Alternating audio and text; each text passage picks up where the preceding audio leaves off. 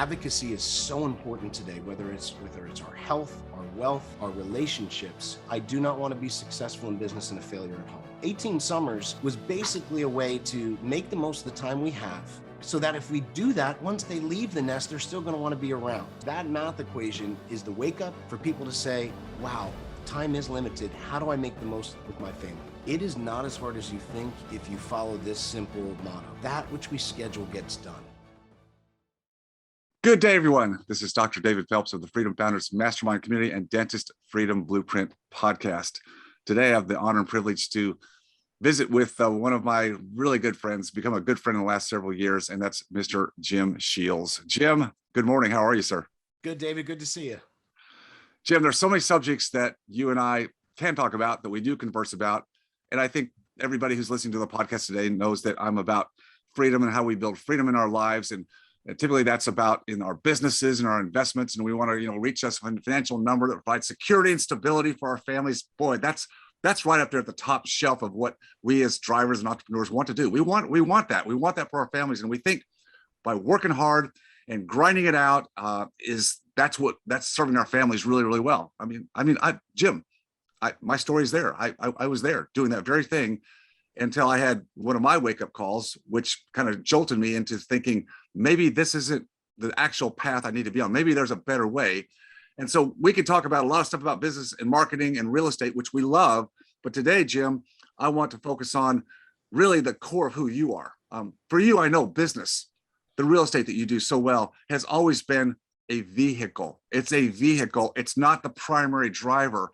And 18 Summers, and I'm going to give you the website because you're going to want to go there. It's 18, the number 18, 18summers.com is what we're going to talk about this morning with Jim Shields. So Jim, let's jump in.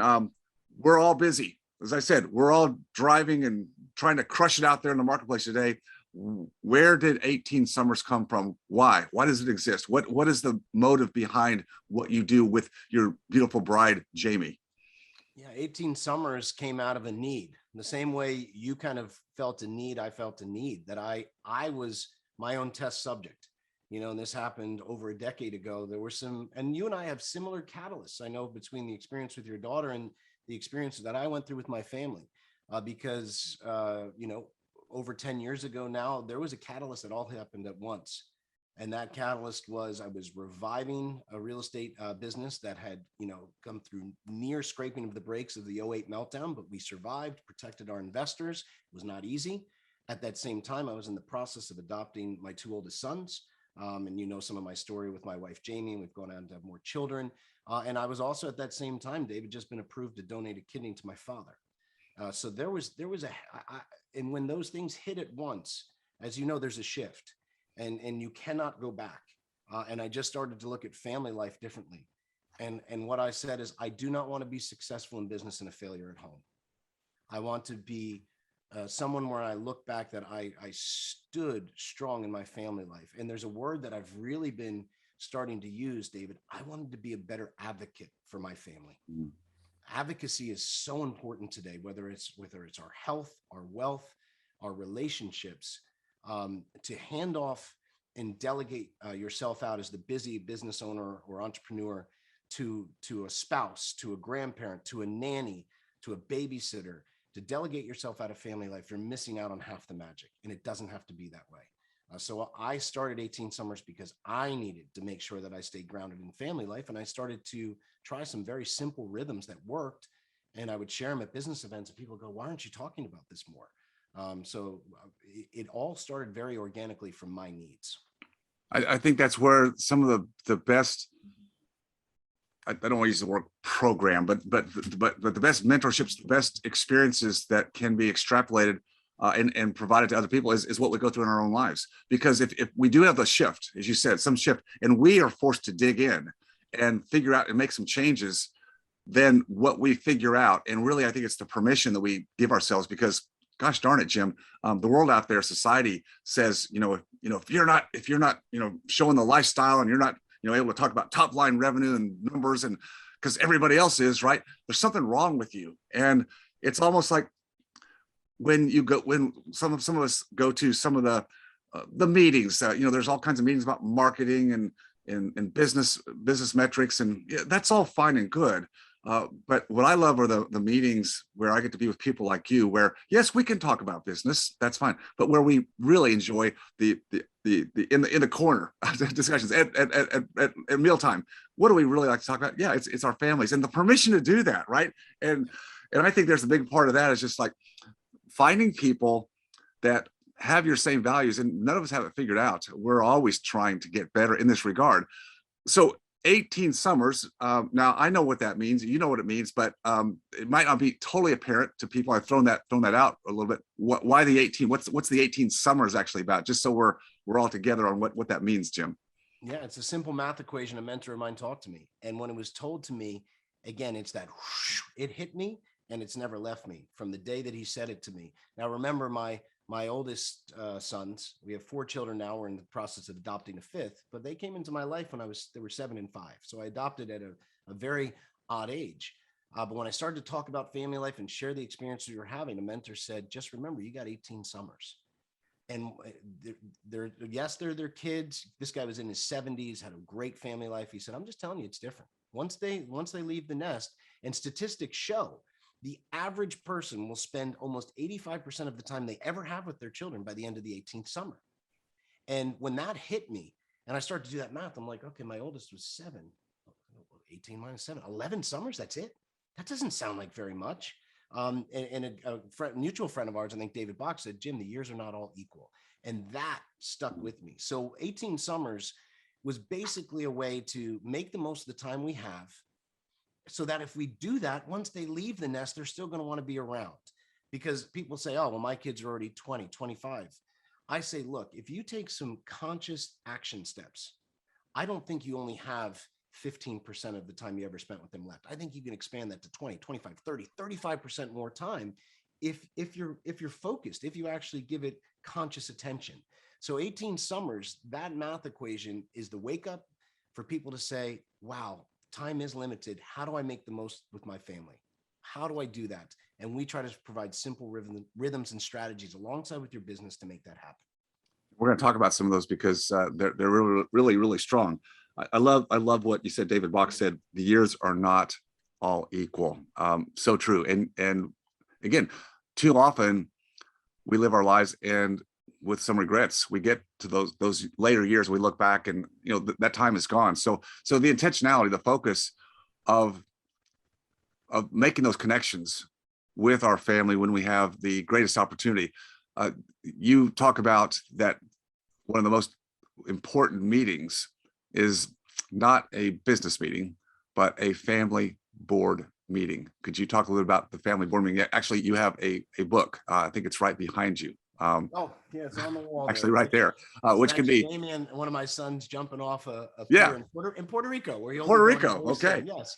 So an old pair in Puerto Rico. So mom taking some adventure with Alden, and that's what it was about when I first came into this situation of an instant family. David, the family board meeting was, I wanted to have an important meeting with each one of my new sons, because I'm running 2 businesses. It's a little awkward. We really liked each other, but I need to get to know them. And they had to overcome some real challenges that they went through before I was here. No fault to my wife, but other things outside the control.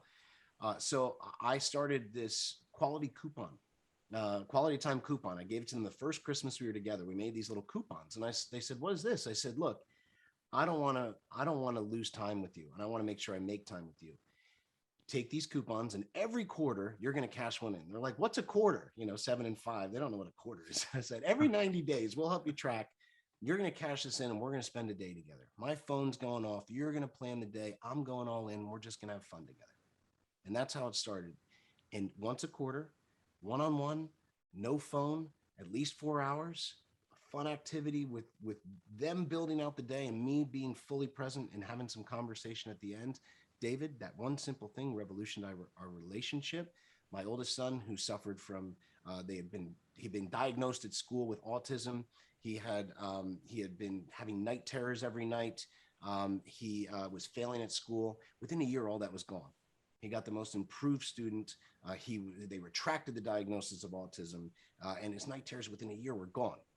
And there was no therapy or medication involved with that. There's a time and a place for those. I'm not saying that But these days that I spent together, I think as a male role model and being able to communicate with him and overcome some stuff and give him a feeling of safety and fun and worth, we saw a revolutionary change. And when I started to share this and write it in a book, it's had a chain reaction where now it's a bestseller. It hit bestseller in 3 categories.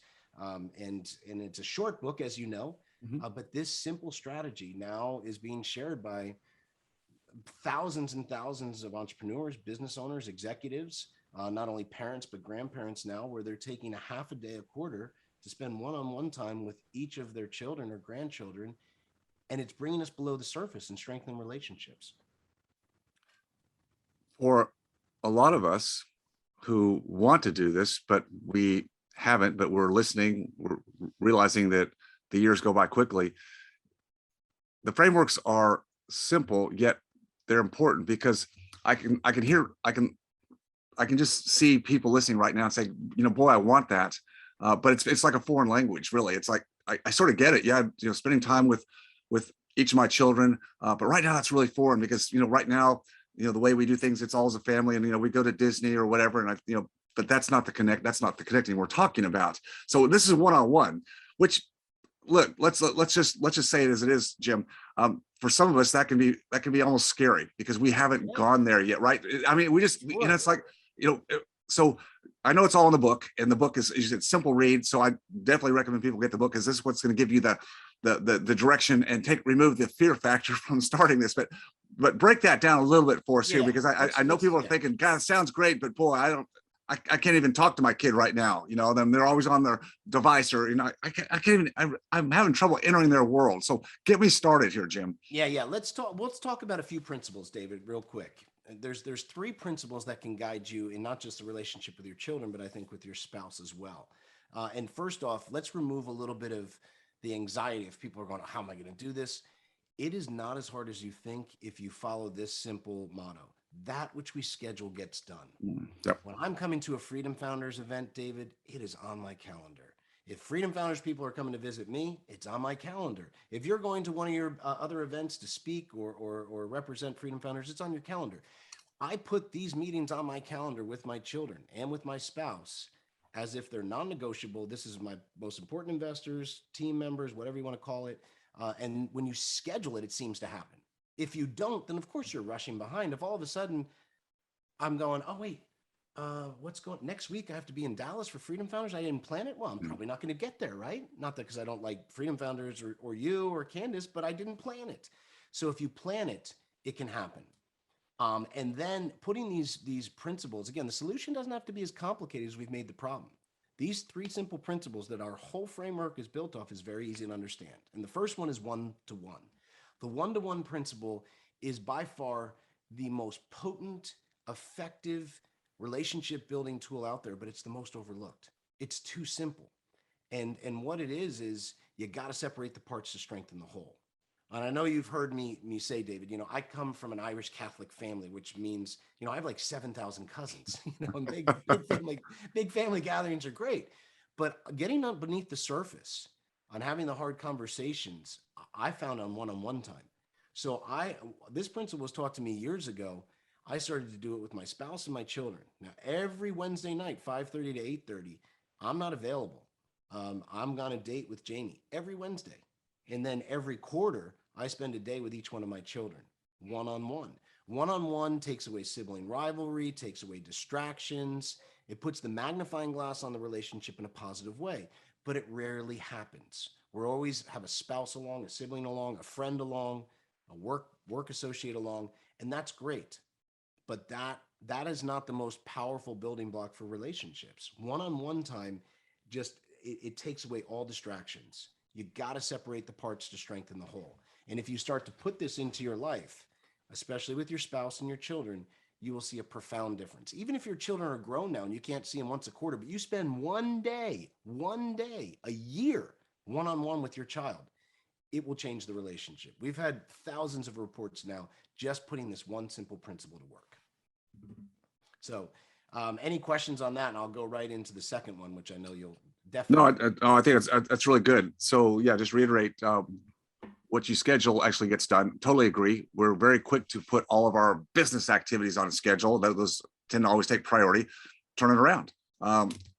I've learned as you espouse here, especially for my spouse, I give Candace the calendar first, and then my daughter Jenna, same thing. I mean, I block.